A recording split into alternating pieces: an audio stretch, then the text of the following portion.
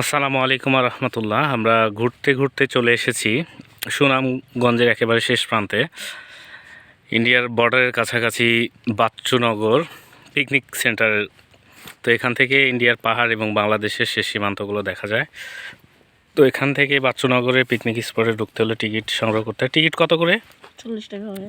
40 টাকা করে টিকিট। এখান থেকে 40 টাকা এন্ট্রি ফি দিয়ে, তো আমরা অলরেডি 2টা টিকিট নিয়ে নিছি। এরপরে আমরা বাচ্চুনগরের ভিতরে ঢুকে গেছি। তো এখানে আসলে এখানে পিকনিকের পাশাপাশি এখানে গোসল করার সুব্যবস্থা আছে এবং জায়গাটা খুবই সুন্দর মাশাআল্লাহ। তো এবারে আমরা আস্তে আস্তে বাচ্চুনগরের ভিতরের দিকে আগাবো।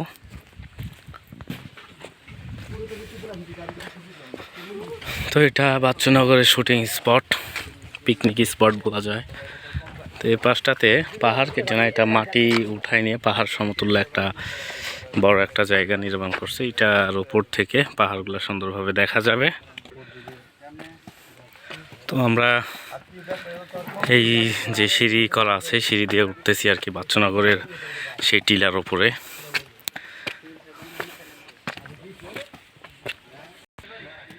টিলার চারিপাশ দিয়ে আনারসের গাছ রোপণ করা আছে, বিশ্রামের জায়গা করা আছে টিলার চারিপাশ দিয়ে। এই পাশ দিয়ে বিশ্রামের জায়গা। এই যে মোটামুটি এখানে উপরটা উঠতে গেলেও অনেকটাই কষ্ট করতে হয়। এই পাশটাতে ঠিক এই বরাবর দেখেন বিএসএফের ক্যাম্প, এবং এই পাশটাতে জুম করলে দেখা যাবে এই যে এটা ইন্ডিয়ার পাহাড়ের কোল ঘিসে যে বর্ডারগুলো। এই পাশে আর একটা বিজিএফের চেকপোস্ট, বিএসএফ যেগুলো থাকে আর কি, এই চেকপোস্ট সহ এই পাহাড়গুলো বিস্তীর্ণ এলাকা জুড়ে। তো এখানে ঘোরার মতন খুব সুন্দর পরিবেশ। আশা করি এখানে আসলে সকলে এনজয় করতে পারবেন। সকলে ভালো থাকবেন, সুস্থ থাকবেন। আসসালামু আলাইকুম রহমতুল্লাহ।